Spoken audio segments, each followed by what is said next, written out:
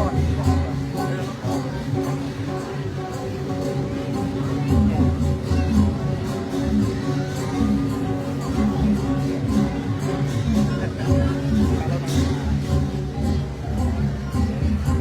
่ายรูปกันไหมพี่ถ่ายให้ไม่ถึงถ่ายรูปเธอหยิบวันนี้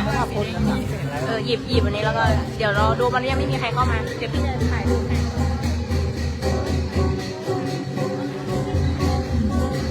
อ๋อทหารตั้งกล้องคือใส่แล้วก็นี่เลยสวัสดีค่ะสวัสดีนักท่องเที่ยวทุกท่านที่เข้ามาชมในเพจของททท.สำนักงานแม่ฮ่องสอนณขณะนี้นะคะอันนี้เป็นการไลฟ์สดงานประเพณีปอยสางรองนะวัดต่อแพอำเภอขุนยวมจังหวัดแม่ฮ่องสอนค่ะเสียงที่ให้ทุกท่านได้ยินอยู่นี้เป็นเสียงคล้องเสียงกลองแล้วก็เสียงฉาบเครื่องดนตรีหลักภายในงานนะคะว่าจะเห็นว่าตอนนี้กำลังตั้งขบวนเพื่อทำพิธีการแห่กัวหลู่หรือว่าแห่เครื่องไทยทานนั่นเองค่ะซึ่งวันพรุ่งนี้จะเป็นวันที่สั่งรองทุกคนจะบวชเป็นเนรแล้วนะคะวันนี้ก็เลยมาไลฟ์สดให้ทุกท่านได้ชมบรรยากาศความยิ่งใหญ่อลังการความศรัทธาและความสวยงามของงานประเพณีปอยสั่งรองในจังหวัดแม่ฮ่องสอนค่ะ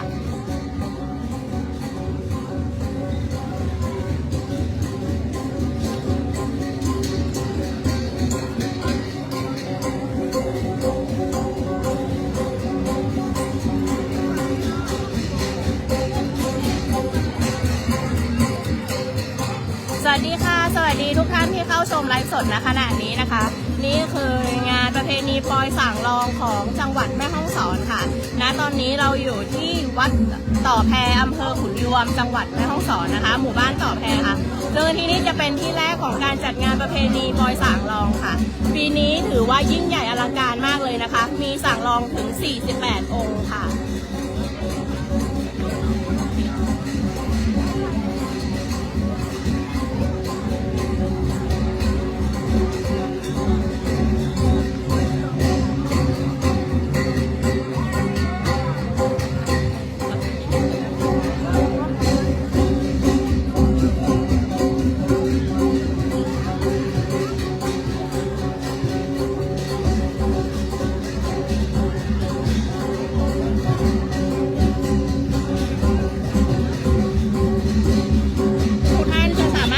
ได้เลยนะคะว่าในขบวนแห่ค่ะจะ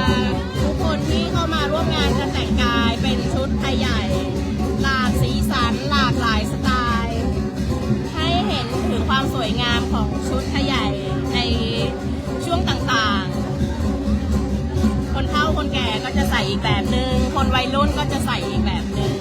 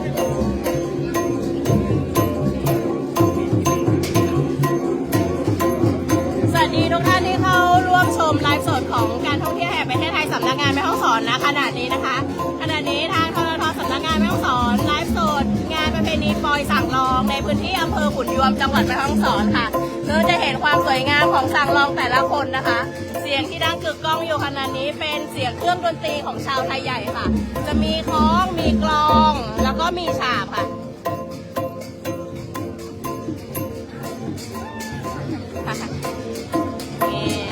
ความพิเศษของสั่งลององค์นี้นะคะ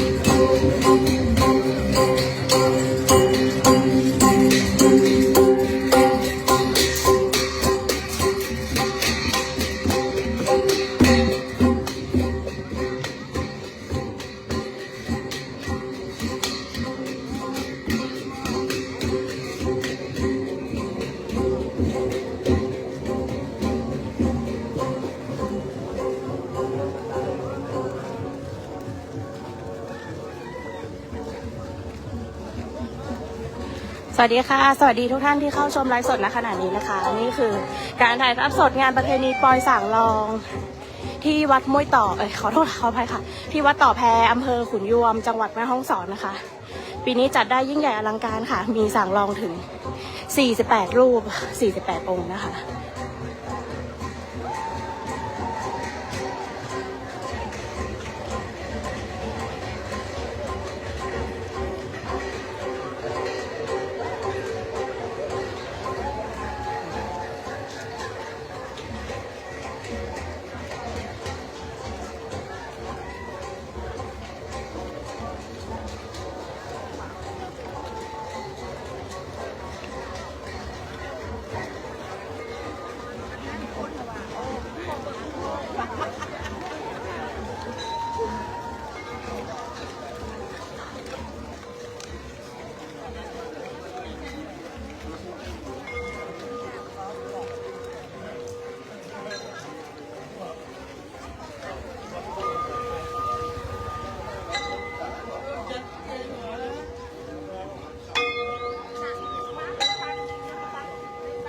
ไหม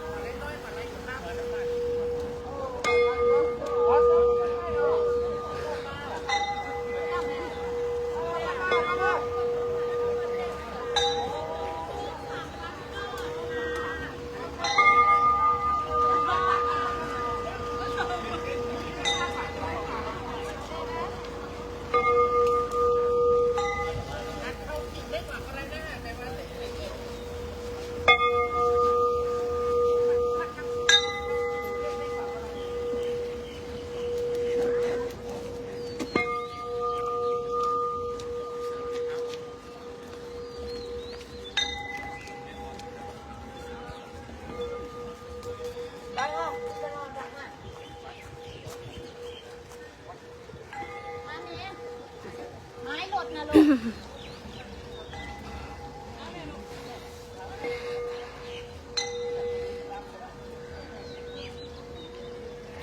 สวัสดีค่ะ สวัสดีทุกท่านที่เข้าชมไลฟ์สดณขณะนี้นะคะ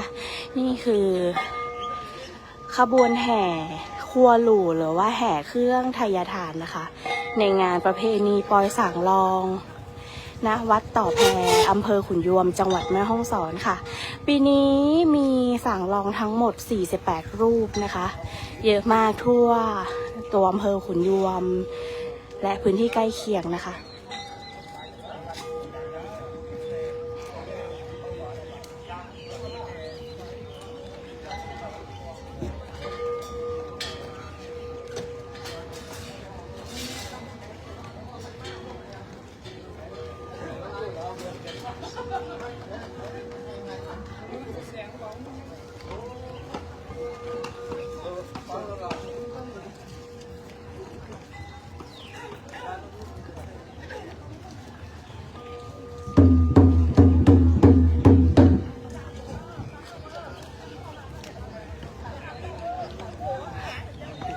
อ๋อ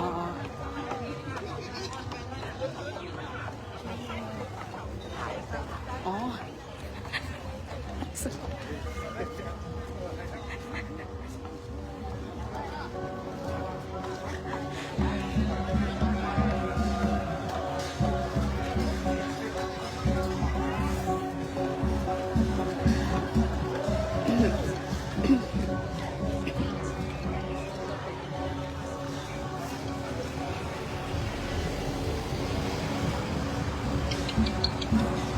พี่อยู่โค้งด้านบนอะ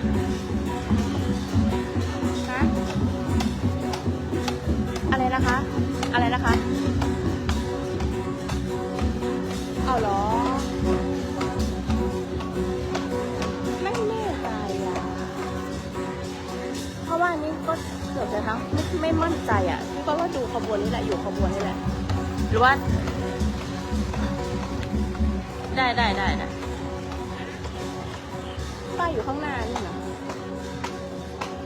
ลองดูอีกทีนึงก็ได้ค่ะพี่ก็ไม่มั่นใจเดี๋ยวเดินตามไป มันขึ้นเนินพ้นเนินนี้ไปมันก็จะถึงไงแต่ว่ารถตู้ไม่ได้ไปได้อ่ะมันน่าจะติดโอเคค่ะ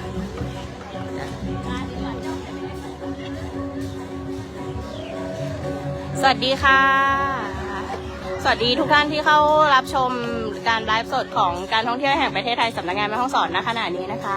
นี่คือขบวนแห่ครัวหลู่หรือว่าแห่เครื่องไทยทานค่ะ ในงานประเพณีปอยสางรองประจำปี 2569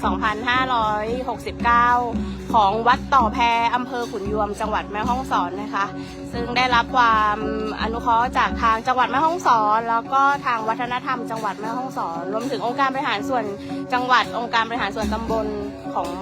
ในพื้นที่นะคะรวมแรงร่วมใจกันจัดงานนี้ขึ้นโดยมีชาวบ้านและประชาชนในพื้นที่ให้ความร่วมมือค่ะเนื่องจากงานประเพณีนี้เป็นงานประเพณีที่สืบทอดต่อกันมา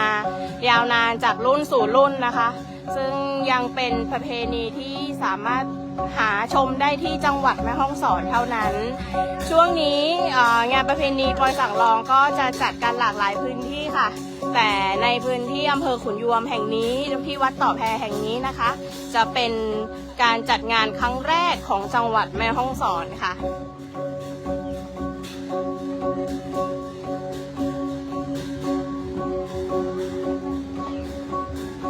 ปีนี้จัดได้อลังการแล้วก็ยิ่งใหญ่ค่ะงานประเพณีปอยสังรองมีสังรองทั้งหมด48รูปนะคะ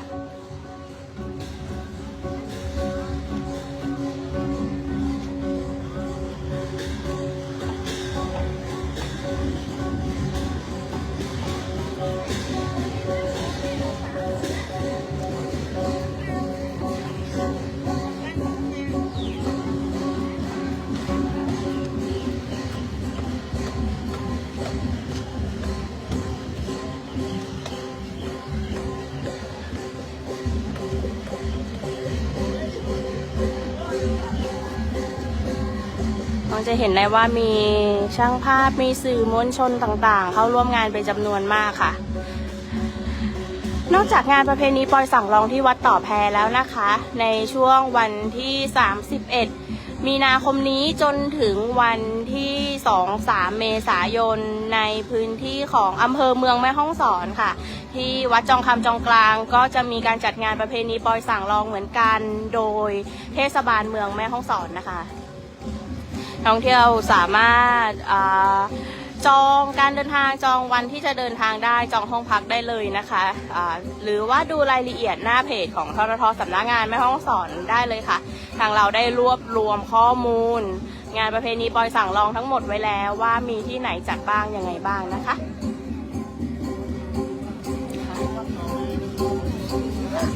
จะเห็นนี้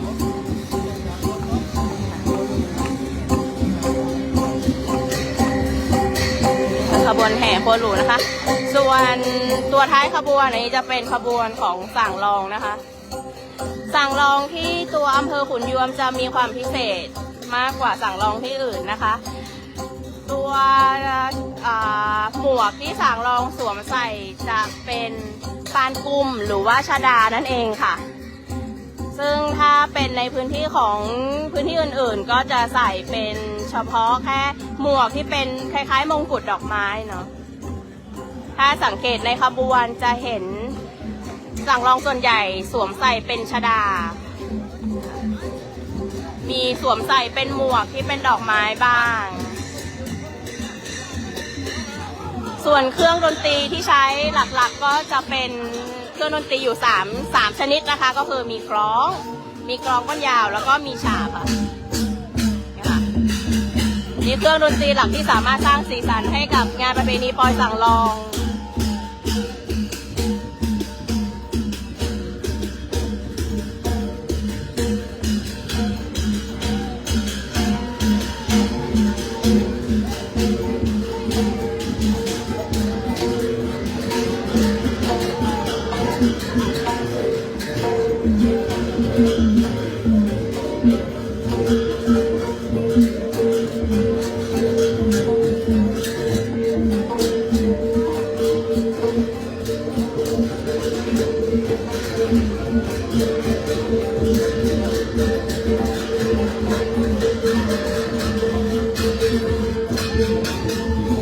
ทุกคนส่วนใหญ่ที่เข้าร่วมงานก็จะแต่งกายเป็นชุดไทยใหญ่หรือชุดพื้นเมืองนะคะ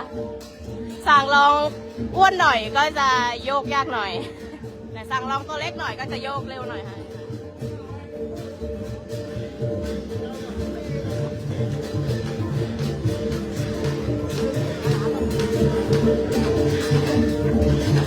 สังรอง1 องค์นะคะจะมีพี่เลี้ยงได้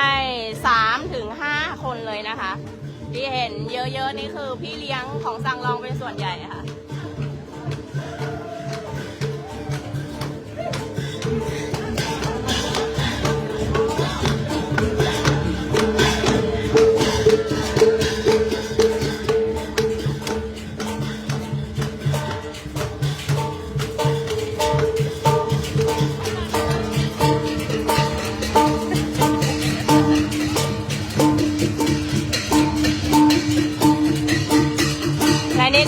รรยากาศของงานประเพณีปอยส่างรองในพื้นที่อำเภอในพื้นที่หมู่บ้านต่อแพอำเภอขุนยวมจังหวัดแม่ฮ่องสอนนะคะ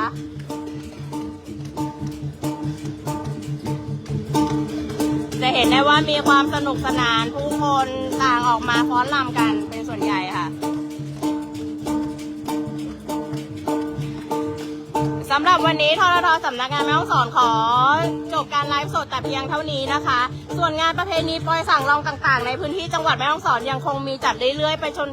นถึงเดือนเมษายนนักท่องเที่ยวทุกท่านสามารถจองที่พักแล้วก็ดูรายละเอียดและวันกำหนดการของการจัดงานประเพณีปอยสั่งรองได้ที่หน้าเพจของททท.สำนักงานแม่ฮ่องสอนได้เลยนะคะสำหรับวันนี้ขอขอบคุณและสวัสดีค่ะ